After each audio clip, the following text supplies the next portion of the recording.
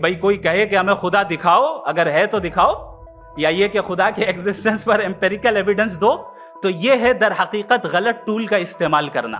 ये ऐसा ही है कि जावेद साहब मुझसे ये मुतालबा करें कि मुफ्ती साहब आप मेटल डिटेक्टर के जरिए प्लास्टिक डिटेक्ट करके दिखाएं। कोई ये तो बहुत ही अहमखाना बात होगी कि कोई आदमी कहे साहब अगर खुदा है तो मुझे दिखाइए।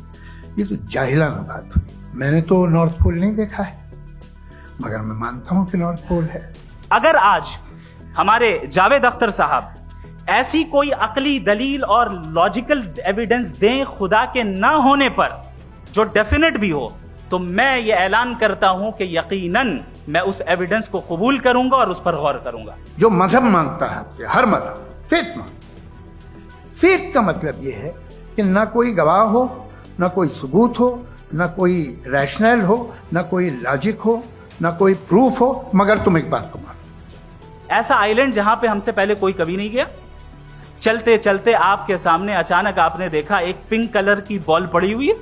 सबसे पहला सवाल आपके जहन में क्या आएगा कि ये बॉल यहां क्यों आई, कैसे आई, ये पिंक कलर की ही क्यों है, कोई और कलर भी हो सकता था। नेचुरली आप इस तरफ पहुंचेंगे कि कोई ना कोई है जिसने इन स्पेसिफिक प्रॉपर्टीज के साथ इस बॉल को बनाया है और यहां पे रखा है। हर मजहब आपसे एक चीज मांगता है, फेथ। ये फेथ क्या चीज होती है?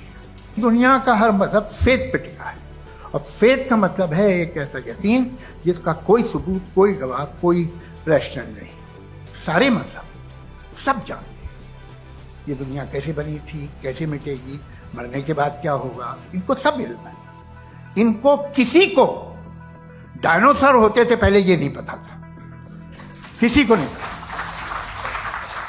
और सज्जनों, डज गॉड एग्जिस्ट? इस सवाल का जवाब सब अपने अपने तहीं खोजने की कोशिश कर रहे हैं।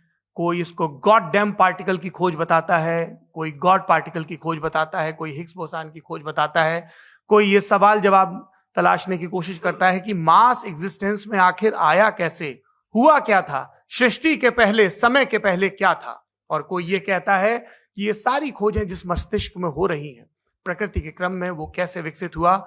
मैं उम्मीद करता हूं कि हम आज इन बुनियादी सवालों के कुछ जवाब हासिल करने में कामयाब हूं।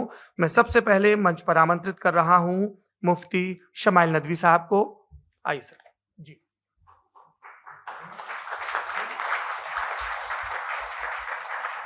तमाम तारीफें उस क्रिएटर के लिए जिसने इस यूनिवर्स को एक मकसद के तहत पैदा किया है।